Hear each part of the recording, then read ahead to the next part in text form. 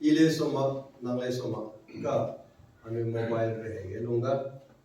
zana mobile ne anu ku time consume te diba anu ku pehi te diba anu sima ka nami ku sakai ke plan jala le da pompai tinga mobile te ma pedaga hai bong bong do pehi ka palu mikita do pehi ka palu milu ta do te lu ta tu te kamla tawa hai ta do kire ki kanga lu me ba pui do ka ha do te lu pui ki do sim lu rahang ramana ape ne ma hai ta ma lai si ja volunteer ko pui ki do sim to ka ha do te to bala gu la go ka sia sum do po ngai ting so ga po le po ni se tu ra ga hai ta do te lu mi ta do te lu kala tu yi lu alu don ram tung ma na man ram tung ma si ma la lo da lu ma ko la ti re bo ne sung ti bu da gan ram tung ma se da ram do tung ma lu do ma se sha lu ga ka yi na sang hang kya ryo ta sa lu le ma ka cha mi gu na le te ko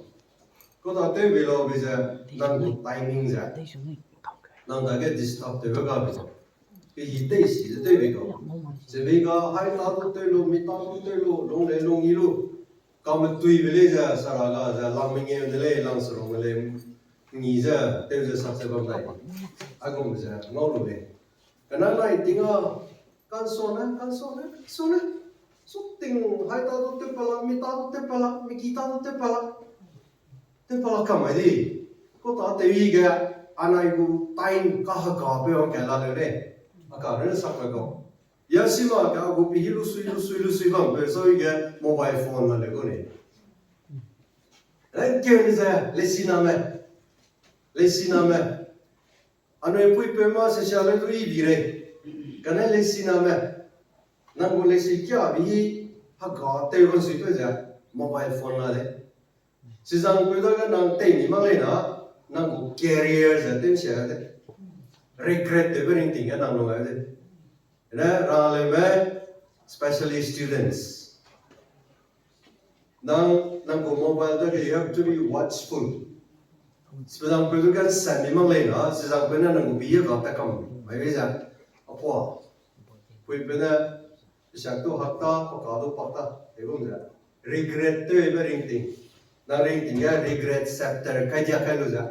nang kang ma sai te lu kadi ti me te ja international missionary sang ja tapring designer regret chapter nang life's book ring tingule siga regret ning so pa chapter kaja kai lu ja mi tu pa te lu ne o je kene anui especially nam rama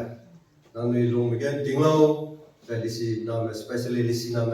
nang ni mobile ga Mik ke itu slow ko sebe, ini le. Especially meram ko message kya be, messages he. Meram ting message na hai suruk na sang na le sui, anu le da. Si jai kya kamera pi te sika ko ne. Ni le ta ko te le le la ko. Le si nam ne si message na me kya